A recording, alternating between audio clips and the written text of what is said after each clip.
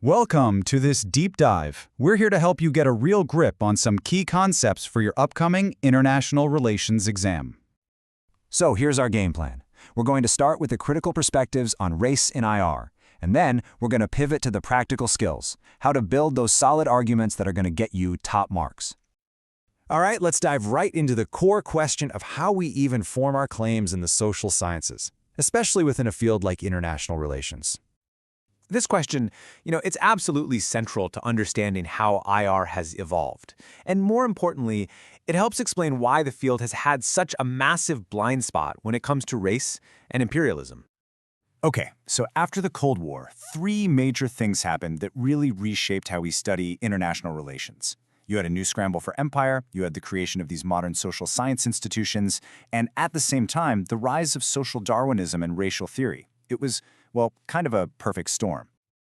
Now, those traditional IR narratives, they definitely didn't go unchallenged. In fact, a really powerful critique came from a key group of thinkers we now know as the Howard School. The Howard School was absolutely pivotal.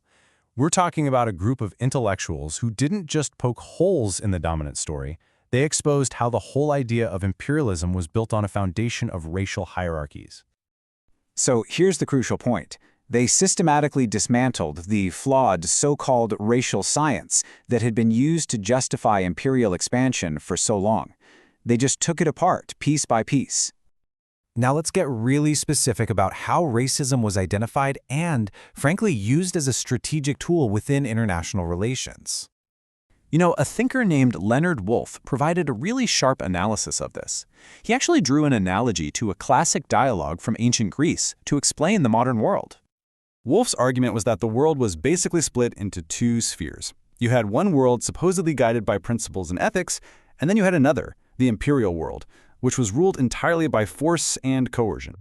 And this idea became absolutely central. Racism wasn't just some unfortunate prejudice. No, it was a deliberate instrument of power, a tool used to justify and maintain colonial rule. And we can see this in action with political figures, right? Take someone like Richard Nixon. His rhetoric constantly reinforced these old imperialist, hierarchical worldviews. It's pretty stark. Okay, so understanding all these critiques is definitely half the battle, but the other half is being able to build your own valid arguments for your essays and exams. So to make your arguments graceful and efficient, just follow these key steps. The goal here is clarity and strength, not just being loud. All right, now for a quick drill. If you can master these 5 deductive forms, your arguments will be so much more logically sound. Let's run through them one by one. First up, modus ponens. Pretty straightforward. If the first part is true, the second part has to be true. Simple as that. Next, we've got modus tollens. Think of it as the reverse. If the result is false, well, then the cause must also be false. Then there's the hypothetical syllogism. This one creates a logical chain of events, like a set of dominoes falling. If P, then Q. If Q, then R. So if P, then R. The disjunctive syllogism is all about elimination. It's either P or Q.